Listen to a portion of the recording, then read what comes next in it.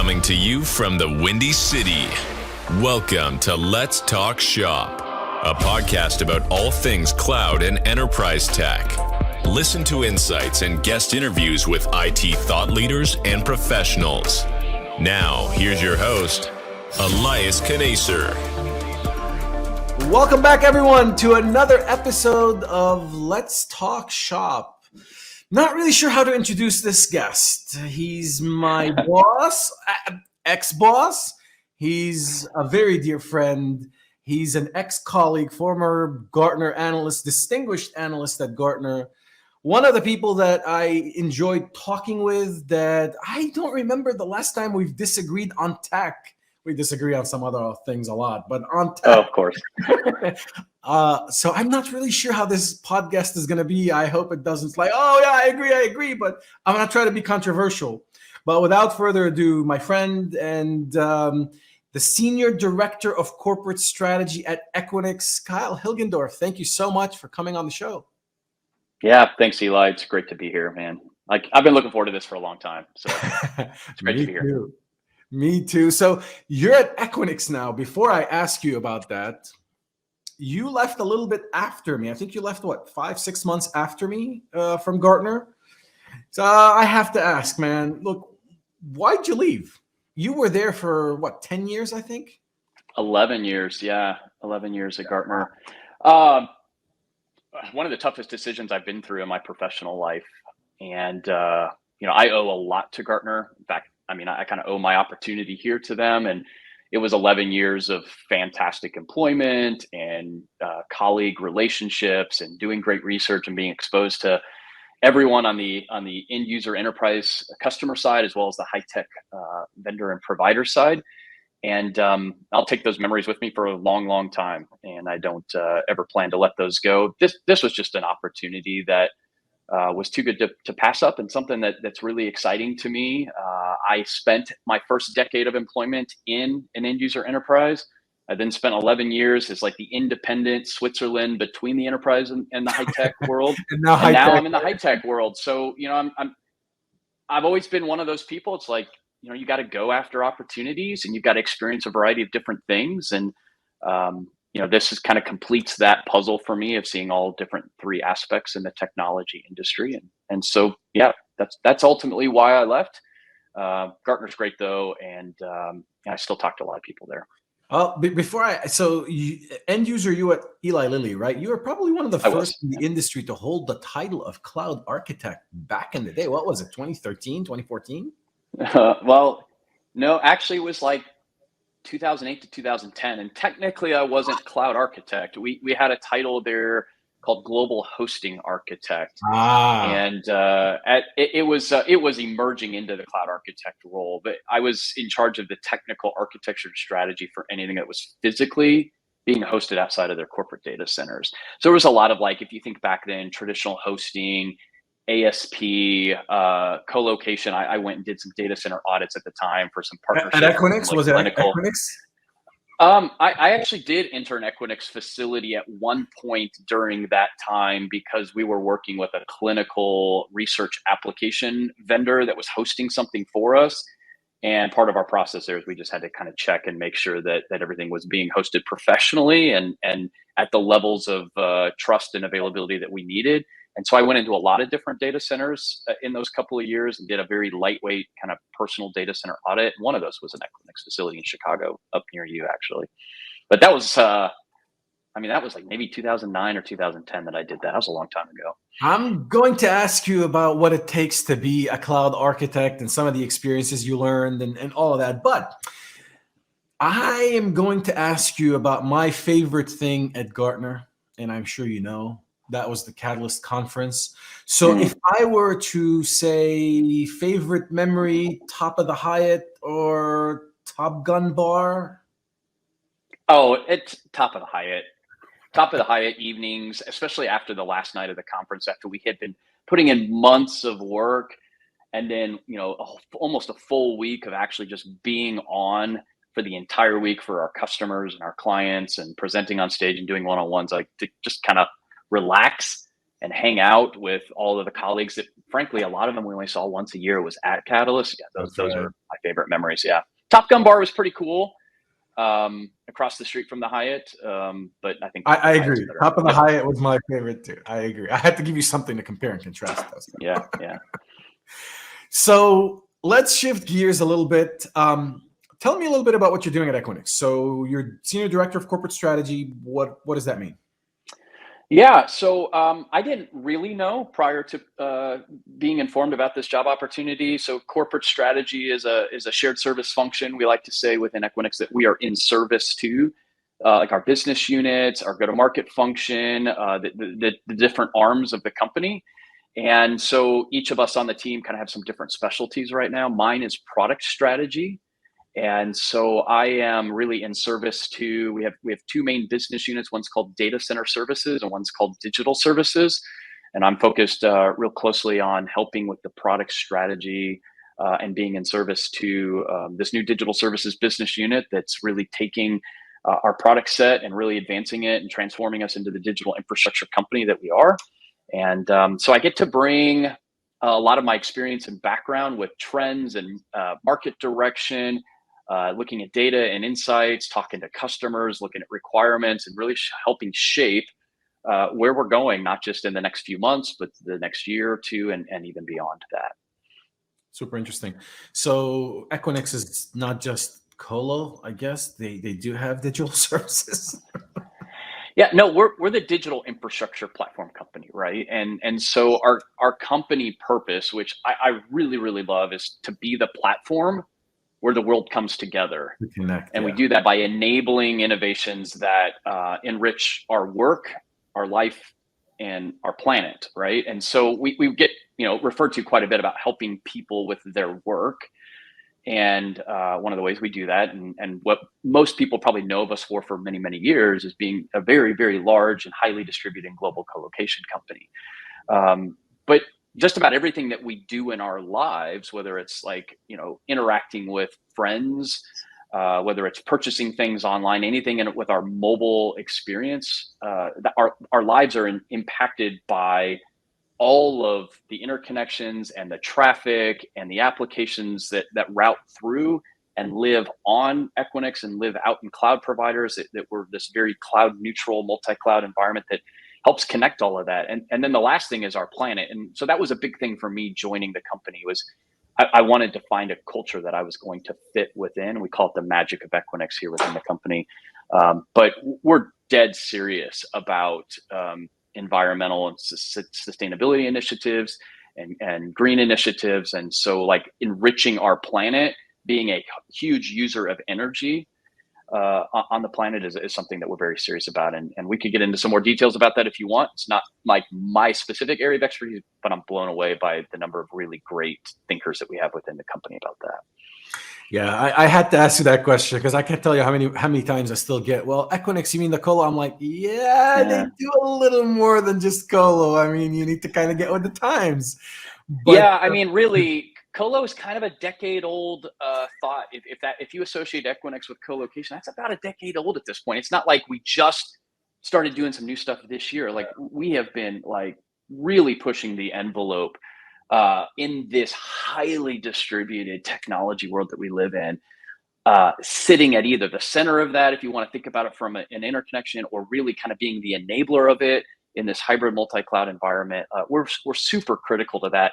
And our name doesn't even necessarily get associated with it all that much, which that's kind of the humble attitude of Equinix that I really appreciate as well. But we're really behind the scenes on a lot of stuff. Well, you want to be invisible. You want to enable the business and just be completely invisible. I think that's. I mean, we want to have a strong brand. I mean, we want people. Oh yeah, on the brand side, 100%. But yeah. Well, so I have to ask you. You and I both researched cloud for a very long time at Gartner. I know you follow the industry quite a bit. I want to talk about the earnings. So all the cloud providers reported earnings for, I believe it was Q3, if I'm not mistaken, Q3 2022. And the earnings weren't bad. I mean, they're still some of them hovered between, the earnings, I believe, were between 29% to 35% for Azure, if I'm not mistaken. But Talking about quarter over quarter growth on that. yeah. Now the year over year, I believe, slowed because year over year it was last year was 50%. This year was around 40. Again, if I'm not mistaken. But it looks like the forecast is also weak for cloud. And I wanted to pick your brain and see how you're assessing this, what your analysis is, what your thoughts are. Have you given this any thoughts? Well, I mean, first and foremost, for anyone that's watching this, we should make it pretty clear we're not financial analysts, right? So there's a whole element of this with like Wall Street and investment that like I just can't always make heads and tails of. Yeah, we're I mean, not an invest client, Kyle. There's a little bit that I paid attention to, and really more from the technology side. So I guess the first thing to note is that the hyperscalers kind of got beat up with their earnings this week, right? So I mean, you can go back and look at the stock price for these earnings, and they took it a little bit on the chin from that perspective. And from about all I can gather, it's that the growth rates have been slowing and maybe slowed more this quarter than traditional investors might have expected. But I mean, I feel like they're kind of picky about this because you just mentioned it. It's like they're on these huge multi-billion-dollar bases, right? And they're still growing at between 25 and 40%. Like, who wouldn't want that as part of their business? Like, a lot of times companies are thrilled to have double-digit growth, so 10 or 11% growth. And sure, I think if my numbers are correct, Amazon has been kind of, from a growth rate perspective, dropping from like the 40s down into the high to mid 30s. And this last quarter, they grew at something like 27.5 or 28%, something like that. But again, off of $20 billion annual run rate, I think is the number. So I am still very optimistic on the future and the viability of public cloud. And the customers that I talked to for many years and the ones that I talk to now, this is not any type of pullback. This is just a slight slowing of growth rates, which, by the way, like if you do math, like it has to eventually start to slow anyway. You go back a couple years ago, these growth rates were in the 60%. So as your base gets bigger, it's harder and harder. So I think there's that. But let's talk about this specific quarter. Like, why did it fall faster than maybe what anyone was expecting? Part of this is suspicion, and part of this is small amounts of confirmation that I've had this past week in talking to a couple of friends that are cloud architects and talking to others in the industry. I do believe the macroeconomic issues, the looming slowdown, recession, inflation, energy crisis, all of these things are putting a little bit of pressure on individuals and organizations, finance departments, CFOs, and so forth. And you and I know this really well, right? Because we've talked to customers for years about this. The viral adoption and the somewhat kind of reckless adoption and deployment within public IaaS and PaaS has been a bit out of control. We used to do these therapy calls with customers. I agree. Like, hey, our bill's way bigger than it should be. What do we do? And we had this methodology. We'd walk them through and we would analyze their bills. I just think there's a way more of that happening right now because of the economic conditions. So I like to call it cloud hygiene could be setting in more rapidly than was expected. Our bill was $100,000 this month or $1 million this month. We need to get that down 10 or 12% because maybe our earnings aren't as good, or maybe our finance or CFO is coming to us and saying, hey, what is it we can do in the fourth quarter to maybe kind of freeze some budgets, slow some budgets? And look, as fast as you can ramp public cloud up, you can just as quickly ramp it down. And I think for dev, test, non-critical, non-production applications, there might be a lot of, let's turn it off. Let's slow it down. Let's maybe put that on ice for the month. And I think that's what's going on. And I've gotten a few confirmations from some friends that said, yeah, we've done just that, in fact, in the last month. So I love the term cloud hygiene, by the way. I'm going to steal that from you. Okay, sure. Yeah. Royalties are coming your way. I do believe that there's increased workload optimization or cloud optimization and re-optimization, and that's a healthy thing. But so entertain this idea for me for a second. Tell me what you think about this. So one of the things I was thinking about is I considered the macroeconomics, and we have to take those into account. I mean, we just have to. I'll comment on those in a second. But What about multi-cloud? One of the things I was thinking, is it really a slowdown, or do we now have at least four solid players? Now, I'm not going to say who's better. I mean, it'll vary, right? I'm not going to, kind of stack them, but we at least have four solid players. You're talking about AWS, you're talking about Azure, you're talking about Google, you're talking about Oracle, and in some cases, maybe Alibaba in some places of the world. Hey, do you remember 5-6 years ago when we said eventually there will be a Mount Rushmore of cloud providers? That's right. We we're got here. it. We're here. Yeah. So do you feel like maybe the spend because of multi-cloud is kind of spreading more across these providers? So they've all kind of gone up, but instead of seeing, those 60% growth, we're seeing the growth everywhere kind of equalize. Well, what are your thoughts there? That's a real potential for sure. Now, I've not run the financial numbers. I do think, and I almost hesitate to say this without confirming it, but I do think Oracle's growth rate was significantly faster from a growth rate percentage, not off a smaller base, right? You're right. There is a wider neighborhood of legitimate and enterprise grade cloud providers versus maybe just one or two 5 to 6 years ago. It goes without saying too that the sales and support and the go-to-market functions in each of those cloud providers are really aggressive, and they're all finding not just wins on general purpose, but on specific niche and use cases. And so I look in our position here at Equinix, like it's just above and beyond hybrid multi-cloud. The vast majority of our customers are not just with two providers, but they're with 3 or 4 at the IaaS and PaaS layer. And they've got, of course, hundreds of SaaS providers, and they need interconnections among all of these. Like, we have a lot of good insights into them. We have a lot of good conversations with customers about that. So I hadn't really thought about that, maybe changing or maybe leveling out the growth rates. It could be playing in for sure. I still think, like, why this quarter? Why haven't we been seeing that maybe for a longer period of time? I still think this specific quarter is this hygiene issue. And in fact, one of my friends that I talked to said he was anticipating that his finance department was going to come to him with some lockdowns or some budget constraints. So he's getting in front of that. So it's almost like individuals are having some concern and paranoia, and which adds to more paranoia, which might add to more financial macroeconomic issues. And it just kind of feels like a perfect storm right now.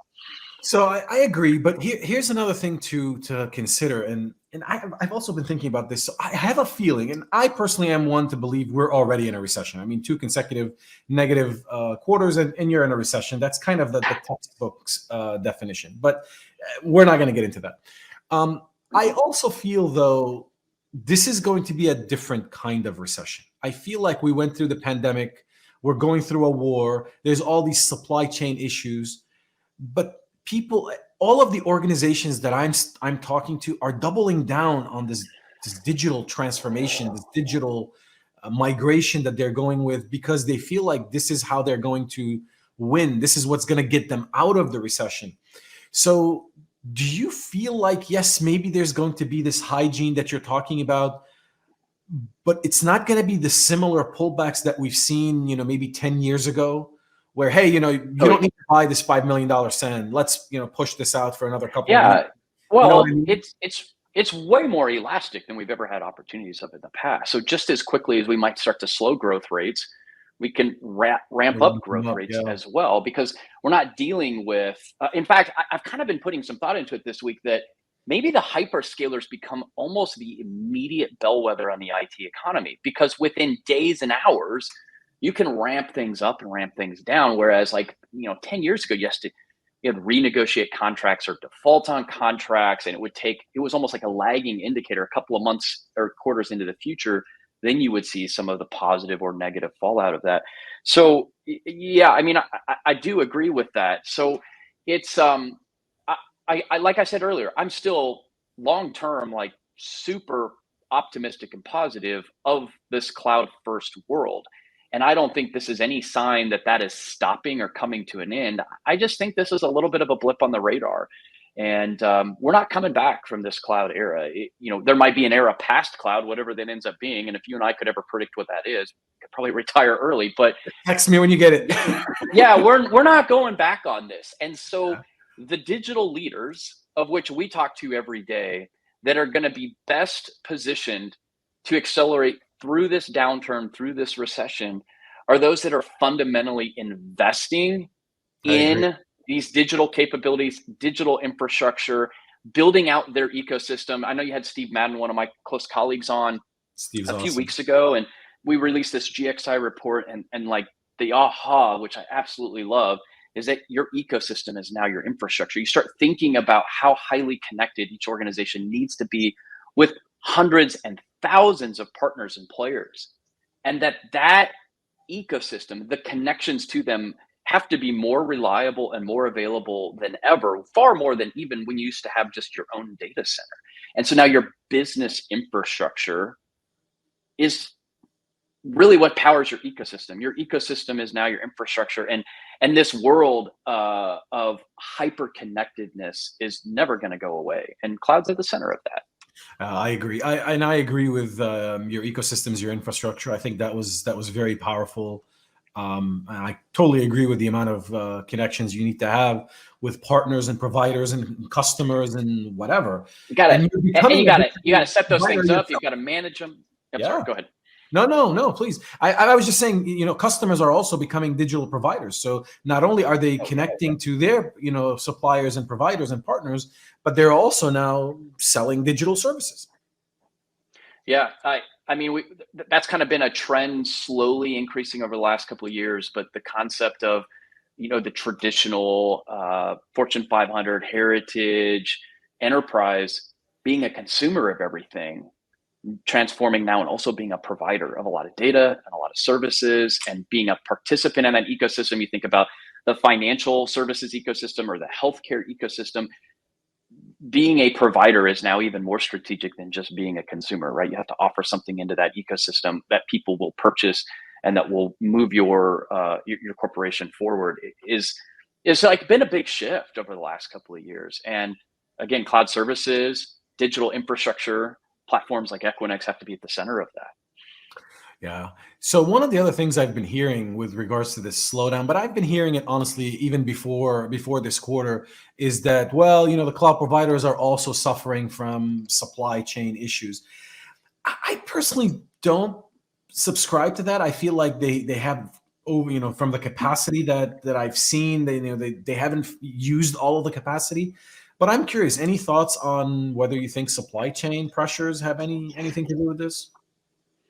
Like on the financial issues? No, like on being able to get, so for example, on AWS or in Azure or Google, being able to get, the parts needed to build their infrastructure, build new servers.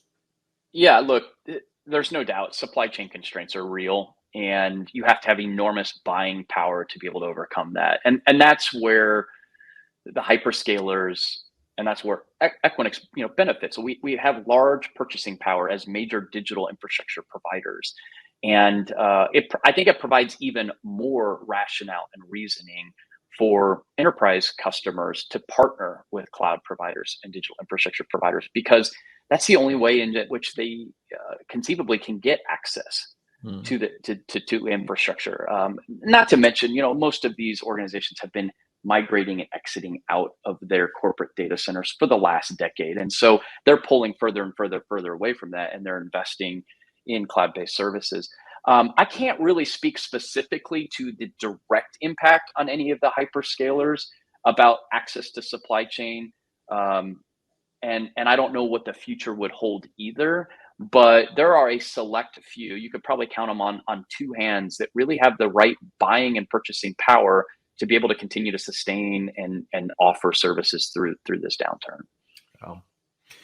All right. Well, I think we've discussed the financials. I didn't know we were going to talk about financials. I mean, I had to ask because it's a topic that's been coming up. I've received text messages on it. I've had conversations with friends about it. Everybody's, some people taking it coming to the up in earnings calls all over. Yeah. People are sometimes reading a little too much into it. Again, like you said earlier, hey, it's one quarter. Again, how do you, it could have been just a fluke. Now there could be other quarters, but even if it's not, even if it is slowing down, hey, folks, it's still 28 to 35% is, in my opinion, still growing darn good. incrementally. The hyperscalers are adding multiple billions of revenue, into this market every quarter. So like that's the biggest thing to take away. They are not contracting. They are not losing money. And that's sometimes like the headlines in the news media. It's Yeah. you'll read something like that. No, the growth rates are just slowing a little bit. They're They slowing. used to be 35%. Now they're 31 or they're 28%. Like, yes, financial industry analysts and major investors and hedge funds, like that freaks them out, but it's still really great growth. Really great growth. I would love my savings account to grow at 28%. Yeah, right. Mine too. If you find that formula, again, make sure you let me know.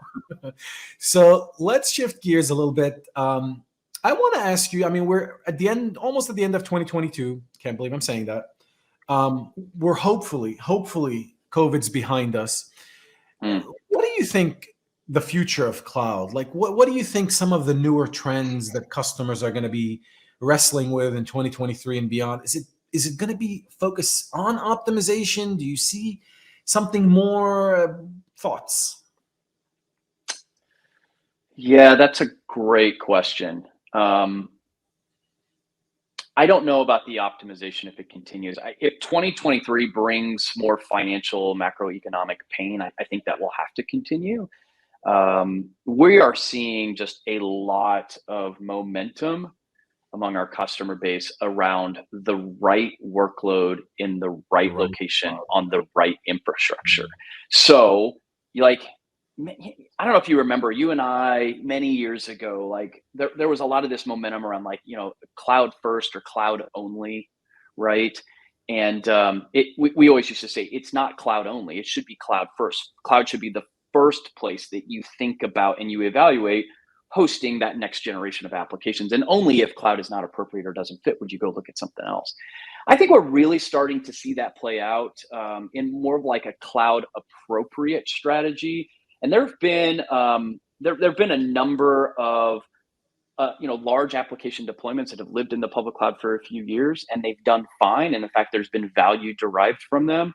But seeing some customers decide to pivot or massage it, whether they refactor it and they move from a traditional compute virtual machine instance model to a Kubernetes model, or even going to a cloud adjacency model where for this specific application, it's causing us too much pain or costing us too much money to be hyper connected to all of these other applications that have now moved out of our data center and distributed among a bunch of SaaS providers. So we want to move to this cloud adjacency model and carrier neutral colo. This is like a little bit of a commercial for Equinix, of course, but we're seeing positive movement towards that. So I think that's a trend, not repatriation. I don't really like that word. I don't believe that's happening in big ways, but right sizing and appropriately placing workloads. And so I think there will just be this trend that will continue, that we will no longer be enamored with having to be in pure public cloud. We will appropriately place and right size in private cloud, in public cloud, in IaaS, PaaS, and SaaS, in carrier neutral, in cloud adjacent. And so it just becomes this, we call it hybrid multi-cloud, right? We're bringing those two buzzwords together. It's back and forth between public and private, public and dedicated, as well as extremely multi-cloud. So that's probably the biggest thing. Edge will continue to grow that. And so I hesitate to even bring that up because that's not really a new trend, but we could chat about that a bit too, is what we're seeing there. I love cloud appropriate. I've been using, so I've also, my thinking has also evolved. Obviously, things have changed. The circumstances have changed. The adoption trend has changed. So of course, my assessment of things has also shifted. And where we used to say, cloud first, I've pivoted to maybe more opportunistic cloud, or I like the term that you used also, which is, cloud appropriate, which is, hey, we're going to assess and we're going to put this where it needs to be on the right infrastructure, maybe cloud, maybe on premises, whatever the case.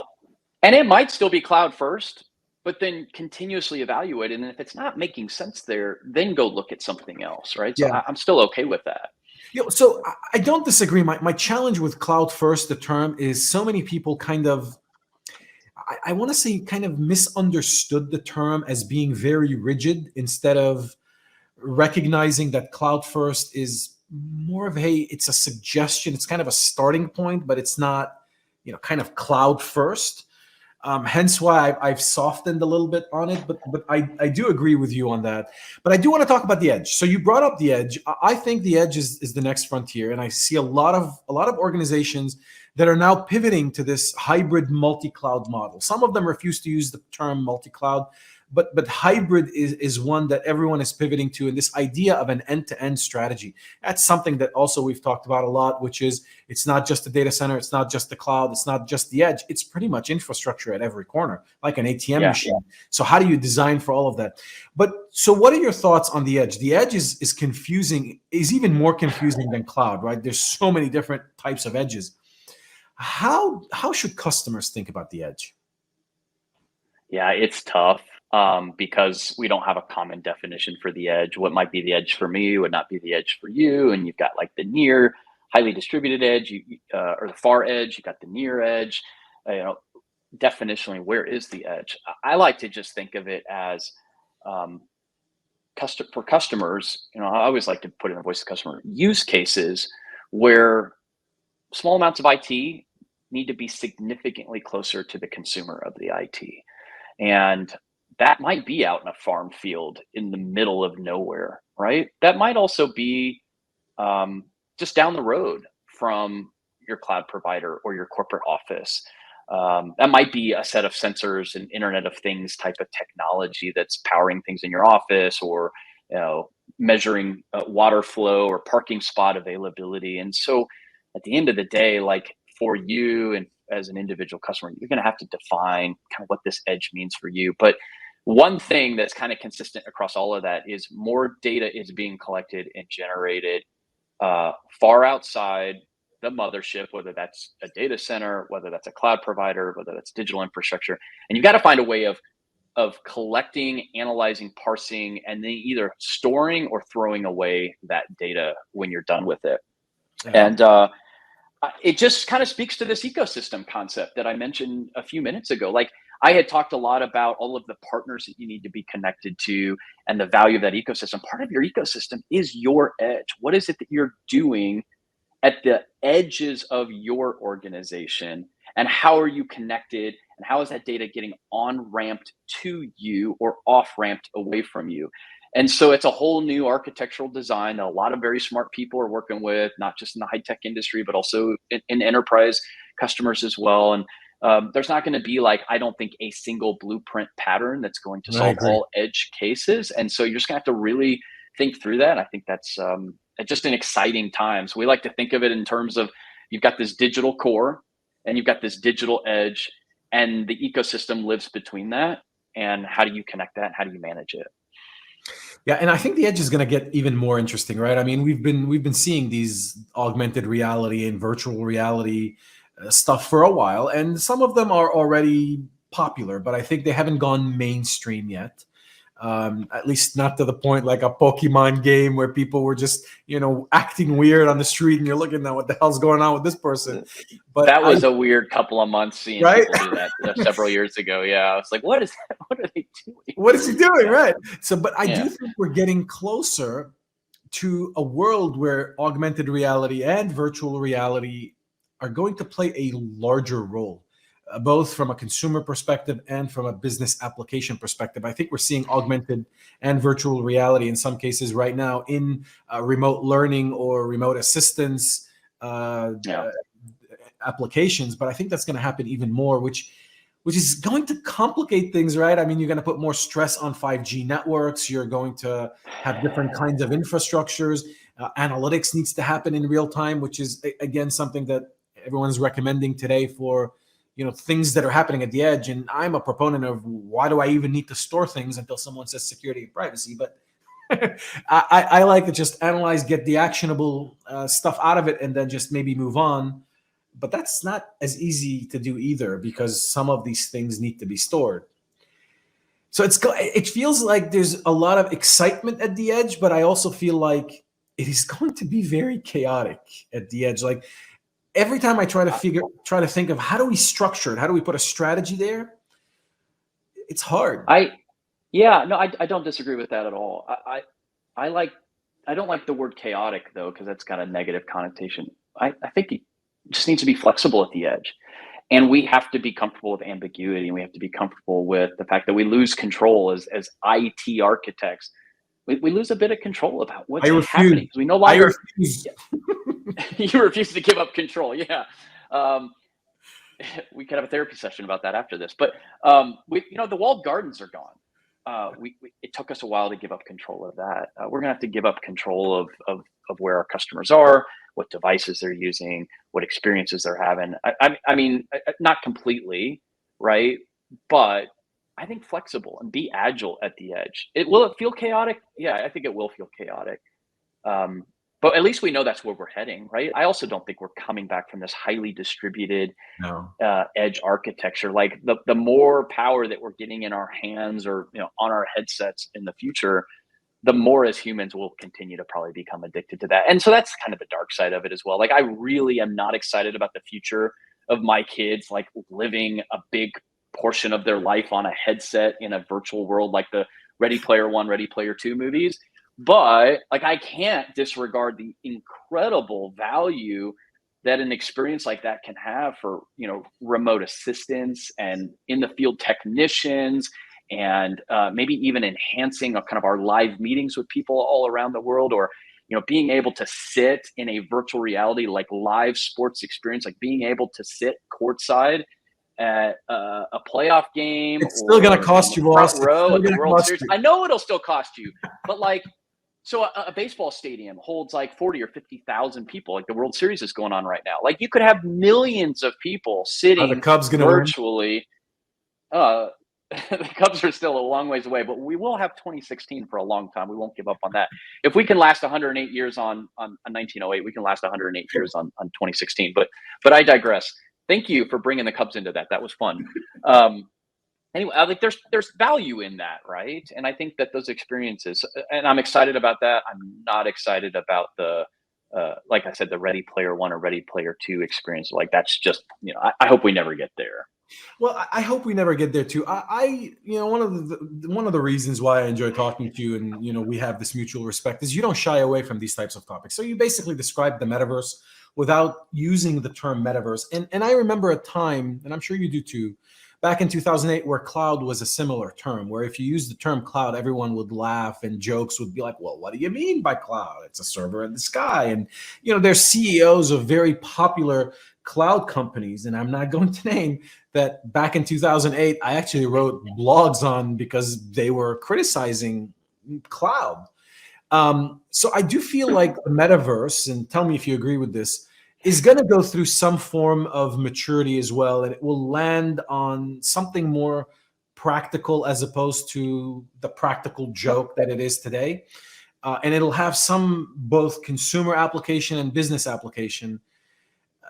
Do you agree, or is it far-fetched? Yeah, I have a few thoughts on that. I guess I think the consumer adoption will outpace probably the business adoption. But I think cloud and metaverse actually pretty different. I think the fear that people had on cloud back in 2008, 2012 timeframe was somewhat of a competitive protect the investment reaction. Like, we know we're not good at this cloud thing. We've got to poo-poo it so that we can continue to kind of keep people trapped into our non-cloud deployments, hardware, software, and so forth.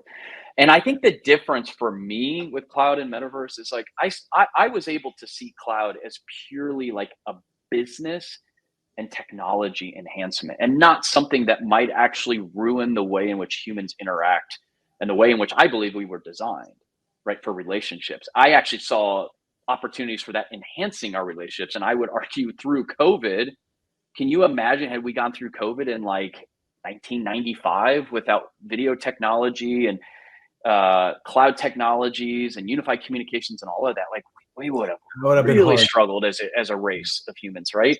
And so cloud enhanced a lot of that. And so but with metaverse, and I might just be an old guy sitting on my porch yelling, get off my lawn, but I'm fearful that it might fundamentally wreck some of the ways in which we were designed to be as humans. Like, I'm back to doing some travel these last 6 months, and I'm absolutely loving it. Not necessarily not the airport. Like, actually, I didn't miss that side of it all. You don't miss O'Hare?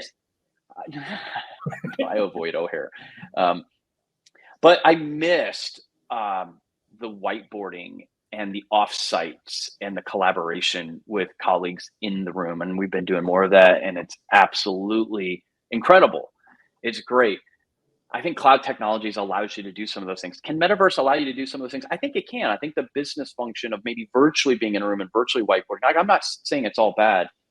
I guess I'm more worried about like the personal life and the consumer side of it and where that could potentially go. But No, again, I agree. It's not going to slow down, right? There are people here to make money, and they'll invent amazing things, and we'll get addicted to them. I have no doubt.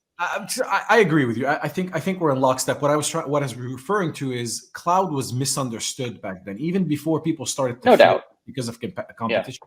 Well, and it was evil at one point, right? Yeah. They're going to steal your data, and you're going to lose it, and all those things there. And by the way, early days, it wasn't nearly as secure as it is now, and I would argue now it's the most secure place. Agree again.